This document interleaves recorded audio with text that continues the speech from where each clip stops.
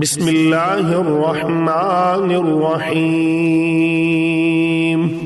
شروع کرتا ہوں اللہ تعالیٰ کے نام سے جو بڑا مہربان نہایت رحم والا ہے۔ وَإِذْ وَاعَدْنَا مُوسَىٰ 40 لَيْلَةً ثُمَّ اتَّخَذْتُمُ الْعِجْلَ مِن بَعْدِهِ وَأَنْتُمْ ظَالِمُونَ۔ اور ہم نے حضرت موسیٰ علیہ السلام سے 40 راتوں کا وعدہ کیا، پھر تم نے اس کے بعد بچڑا پوجنا شروع کر دیا اور ظالم بن گئے۔ حضرت موسیٰ علیہ السلام سے اللہ تعالیٰ نے یہ وعدہ فرمایا تھا کہ وہ کوہ طور پر آ کر 40 دن اعتکاف کریں تو انہیں تورات عطا کی جائے گی۔ چنانچہ حضرت موسیٰ علیہ السلام کوہ طور تشریف لے گئے۔ ان کی غیر موجودگی سے فائدہ اٹھاتے ہوئے سامری جادوگر نے ایک گائے کا بچڑا بنایا اور بنی اسرائیل کو اسے اپنا معبود قرار دینے اور اس کی عبادت کرنے پر آمادہ کر لیا، اور اس طرح وہ شرک میں مبتلا ہو گئے۔ حضرت موسیٰ علیہ السلام کو اطلاع ہوئی تو وہ گھبرا کر واپس تشریف لائے اور بنی اسرائیل کو توبہ کی تلقین فرمائی۔ اس توبہ کا ایک حصہ یہ تھا کہ بنی اسرائیل میں سے جو لوگ اس شرک میں ملوث نہیں ہوئے تھے وہ ملوث ہونے والوں کو قتل کریں۔ چنانچہ ان کی ایک بڑی تعداد قتل کی گئی اور اس طرح ان کی توبہ قبول ہوئی۔ یہ واقعات انشاءاللہ تفصیل سے سورہ اعراف اور سورہ طٰہٰ میں آئیں گے۔ ثم عفونا عنكم من بعد ذلك لعلكم تشكرون۔ لیکن ہم نے باوجود اس کے پھر بھی تمہیں معاف کر دیا تاکہ تم شکر کرو۔ وَإِذْ آتَيْنَا مُوسَى الْكِتَابَ وَالْفُرْقَانَ لَعَلَّكُمْ تَهْتَدُونَ۔ اور ہم نے حضرت موسیٰ علیہ السلام کو تمہاری ہدایت کے لیے کتاب اور معجزے عطا فرمائے۔ وَإِذْ قَالَ مُوسَى لِقَوْمِهِ يَا قَوْمِ إِنَّكُمْ ظَلَمْتُمْ أَنفُسَكُمْ بِاتِّخَاذِكُمُ الْعِجْلَ فَتُوبُوا إِلَى بَارِئِكُمْ فَاقْتُلُوا أَنفُسَكُمْ ذَلِكُمْ خَيْرٌ لَكُمْ عِندَ بَارِئِكُمْ فَتَابَ عَلَيْكُمْ انہو هو التواب الرحیم۔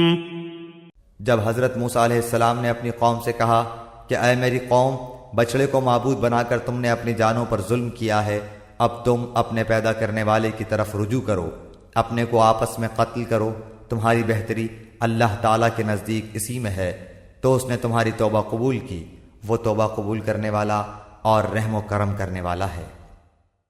وَإِذْ قُلْتُمْ يَا مُوسَى لَن نُّؤْمِنَ لَكَ حَتَّى نَرَى اللَّهَ جَهْرَةً فَأَخَذَتْكُمُ الصَّاعِقَةُ وَأَنْتُمْ تَنْظُرُونَ۔ اور تم اسے بھی یاد کرو، تم نے حضرت موسیٰ علیہ السلام سے کہا تھا کہ جب تک ہم اپنے رب کو سامنے نہ دیکھ لیں ہرگز ایمان نہ لائیں گے۔ جس گستاخی کی سزا میں تم پر تمہارے دیکھتے ہوئے بجلی گری۔ ثم بعثناكم من بعد موتكم لعلكم تشكرون۔ لیکن پھر اس لیے کہ تم شکر گزاری کرو، اس موت کے بعد بھی ہم نے تمہیں زندہ کر دیا۔ جب حضرت موسیٰ علیہ السلام کوہ طور سے تورات لے کر تشریف لائے تو بنی اسرائیل نے ان سے کہا کہ ہمیں کیسے یقین آئے کہ واقعی اللہ نے ہمیں اس کتاب پر عمل کرنے کا حکم دیا ہے۔ شروع میں ان پر حجت تمام کرنے کے لیے انہیں اللہ تعالیٰ نے براہ راست خطاب فرما کر تورات پر عمل کا حکم دیا، مگر وہ کہنے لگے کہ جب تک ہم اللہ تعالیٰ کو آنکھوں سے نہ دیکھ لیں گے ہمیں یقین نہ آئے گا۔ ان کے اس گستاخانہ طرز عمل پر ایک بجلی کے کڑکے نے انہیں آ گھیرا، اور وہ بعض روایات کے مطابق مر گئے اور بعض کے مطابق بے ہوش ہو گئے۔ پھر اللہ تعالیٰ نے انہیں دوبارہ زندگی دی۔ اس واقعے کی تفصیل بھی انشاءاللہ سورہ اعراف میں آئے گی۔ وَظَلَّلْنَا عَلَيْكُمُ الْغَمَامَ وَأَنزَلْنَا عَلَيْكُمُ الْمَنَّ وَالسَّلْوَىٰ كُلُوا مِن طَيِّبَاتِ مَا رَزَقْنَاكُمْ وَمَا ظَلَمُونَا وَلَٰكِن كَانُوا أَنفُسَهُمْ يَظْلِمُونَ۔ اور ہم نے تم پر بادل کا سایہ کیا اور تم پر من و سلوہ اتارا اور کہہ دیا کہ ہماری دی ہوئی پاکیزہ چیزیں کھاؤ، اور انہوں نے ہم پر ظلم نہیں کیا، البتہ وہ خود اپنی جانوں پر ظلم کرتے تھے۔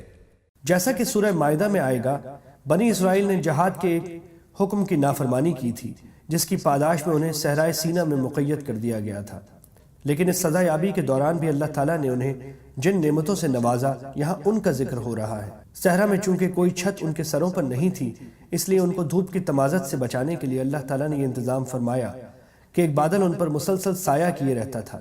اسی صحرا میں جہاں کوئی غذا دستیاب نہیں تھی، اللہ تعالیٰ نے غیب سے من و سلوہ کی شکل میں انہیں بہترین خوراک مہیا فرمائی۔ بعض روایات کے مطابق من سے مراد ترنجبین ہے جو اس علاقے میں افراد سے پیدا کر دی گئی تھی، اور سلوہ سے مراد بٹیریں ہیں جو بنی اسرائیل کی قیام گاہوں کے آس پاس کثرت سے منڈلاتی رہتی، اور کوئی انہیں پکڑنا چاہتا تو وہ بالکل مزاحمت نہیں کرتی تھی۔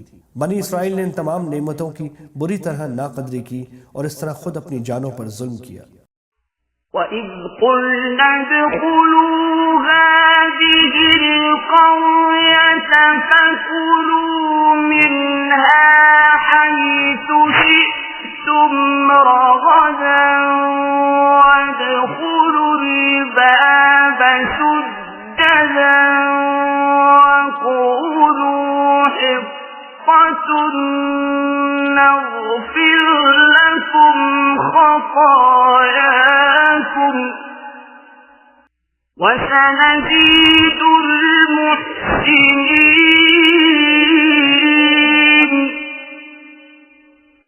اور ہم نے تم سے کہا کہ اس بستی میں جاؤ اور جو کچھ جہاں کہیں سے چاہو بافراغت کھاؤ پیو، اور دروازے میں سجدے کرتے ہوئے گزرو، اور زبان سے حتیٰ کہو، ہم تمہاری خطائیں معاف فرما دیں گے اور نیکی کرنے والوں کو اور زیادہ دیں گے۔ فبدل الذين ظلموا قولا غير الذي قيل لهم فأنزلنا على الذين ظلموا رجزا من السماء بما كانوا يفسقون۔ پھر ان ظالموں نے اس بات کی جو ان سے کہی گئی تھی بدل ڈالی، ہم نے بھی ان ظالموں پر ان کے فسق و نافرمانی کی وجہ سے آسمانی عذاب نازل کیا۔